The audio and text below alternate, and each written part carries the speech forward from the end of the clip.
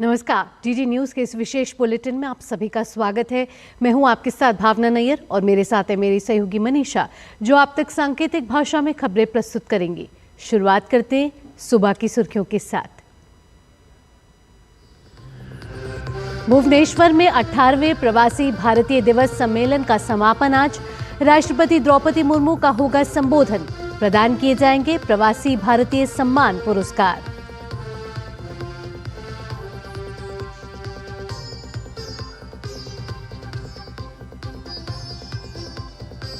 दिल्ली विधानसभा चुनाव के लिए जारी होगी अधिसूचना। आज से 17 जनवरी तक नामांकन भर सकेंगे उम्मीदवार। बीजेपी ने आज बुलाई केंद्रीय चुनाव समिति की बैठक।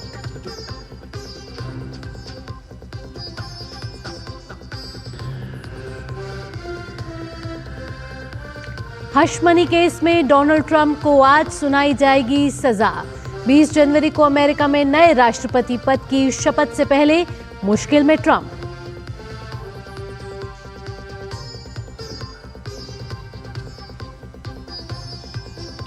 कनाडा में भारतीय मूल के सांसद चंद्र आर्य ने प्रधानमंत्री पद के लिए ठोकी दावेदारी। कनाडा को गणतांत्रिक देश बनाने के पक्ष में आर्य।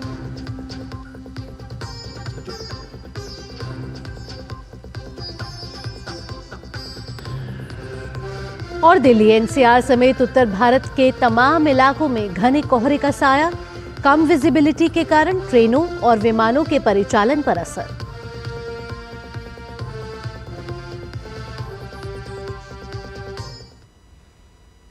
अब खबरें विस्तार से। अलग अलग देश, अलग अलग पहनावा, भाषा भी अलग अलग, लेकिन पहचान सिर्फ भारत और भारतीयता। सभी भारत के रंग में रंगे हुए हैं।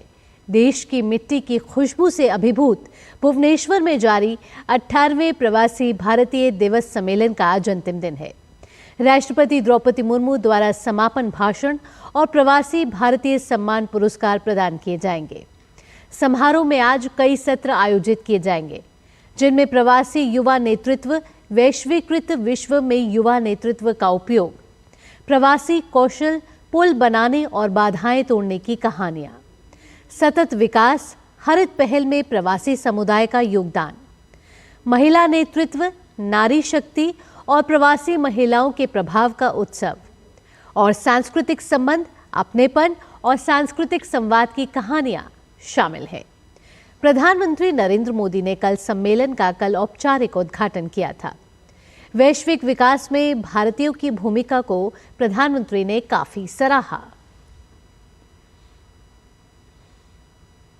चुनाव आयोग आज दिल्ली विधानसभा चुनाव के लिए अधिसूचना जारी करेगा, जिसके बाद उम्मीदवार आज से 17 जनवरी तक नामांकन दाखिल कर सकेंगे। वहीं नामांकन पत्रों की जांच 18 जनवरी को की जाएगी। उम्मीदवारों के पास 20 जनवरी तक उम्मीदवारी वापस लेने का विकल्प होगा। जिन सीटों पर राजनीतिक दल अपने प्रत्याशी घोषित कर चुके हैं, वहां आज से प्रचार अभियान में भी तेजी आएगी।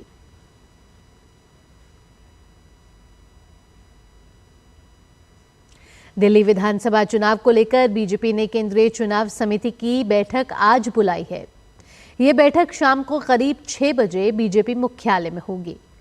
प्रधानमंत्री नरेंद्र मोदी, गृह मंत्री अमित शाह, भाजपा अध्यक्ष जेपी नड्डा, रक्षा मंत्री राजनाथ सिंह समेत अन्य सीईसी सदस्य इस बैठक में मौजूद होंगे।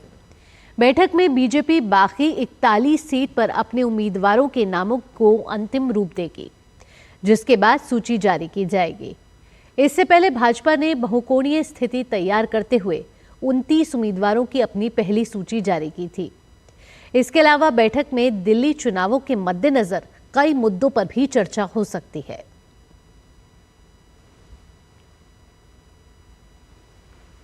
अंतर्राष्ट्रीय खबरों पर नजर डाल लेते हैं।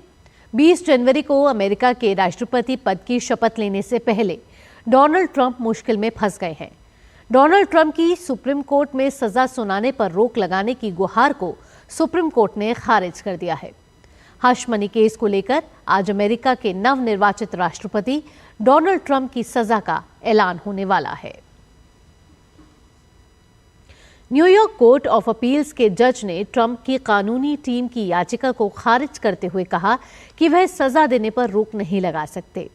अपनी याचिका में ट्रंप के वकीलों ने सुप्रीम कोर्ट के समक्ष एक पुराने फैसले का हवाला दिया, जिसमें यह कहा गया था कि राष्ट्रपति को कुछ मामलों में आपराधिक आरोपों से सुरक्षा मिलती है। उनका कहना था कि इस फैसले के आधार पर ट्रंप के खिलाफ जो सबूत न्यूयॉर्क के हश मनी मामले में इस्तेमाल हुए हैं, उन्हें राष्ट्रपति की सुरक्षा के तहत छिपाया जाना चाहिए।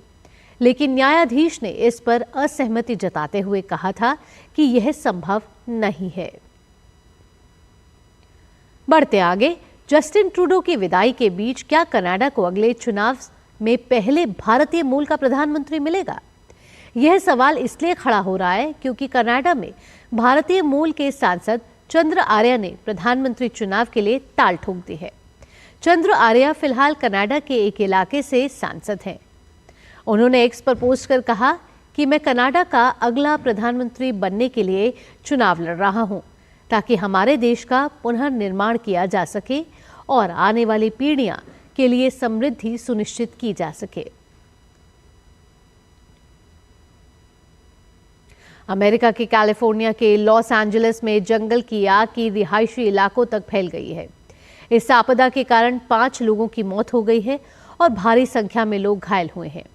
अमेरिकी फिल्म इंडस्ट्री के लिए एक अहम हॉलीवुड हिल्स को भी आग ने अपने चपेट में ले लिया है, जिसकी वजह से कई हॉलीवुड कलाकारों सहित 3.5 लाख से ज्यादा लोगों को अपने घर छोड़ने के लिए मजबूर होना पड़ा है।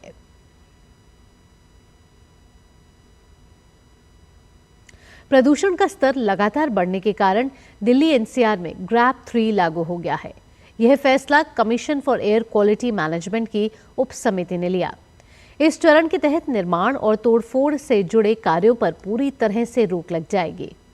इसके अलावा निर्माण सामग्री को ढोने वाले वाहनों पर भी प्रतिबंध रहेगा। प्रयागराज में महाकुंभ की तैयारियां जोरों से चल रही है।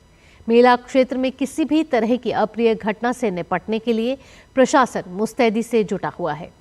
संगम नगरी की सुरक्षा को लेकर देश की तमाम सुरक्षा एजेंसियां अलर्ट मोड पर है।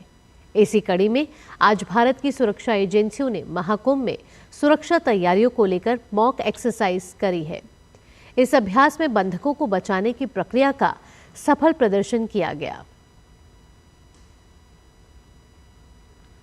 खेल की खबरों में सात्विक साईराज रैंकीरेड्डी और चिराग शेट्टी की भारतीय जोड़ी Malaysia open super 1000 badminton tournament quarter final में मलेशियाई जोड़ी से भिड़ेगी। इससे पहले खेले गए प्री क्वार्टर फाइनल मैच में भारतीय जोड़ी ने मलेशियाई जोड़ी नूर मोहम्मद आजुरीन और तानवी कियोंग को 21-15, 21-15 से हराकर अंतिम 8 में जगह बनाई थी। भारत और आयरलैंड महिला क्रिकेट टीम के बीच 3 मैचों की वनडे सीरीज की शुरुआत आज से हो रही है। पहला मुकाबला आज राजकोट में खेला जाएगा। भारतीय टीम इस मैच में नियमित कप्तान हरमनप्रीत कौर के बिना उतरेगी। उनके गैर हाजिर में स्मृति मंधाना को कप्तान बनाया गया है। वहीं इस मैच में भारत की तेज गेंदबाज रेणुका को भी आराम दिया गया है। भारतीय टीम 2006 के बाद पहली बार द्विपक्षीय सीरीज में आयरलैंड के सामने होगी। इसी के साथ इस विशेष बुलेटिन में इतना ही। मुझे और मेरी सहयोगी मनीषा के साथ टीम को दीजिए अनुमति। खबरों का सिलसिला यूं ही जारी रहेगा। नमस्कार।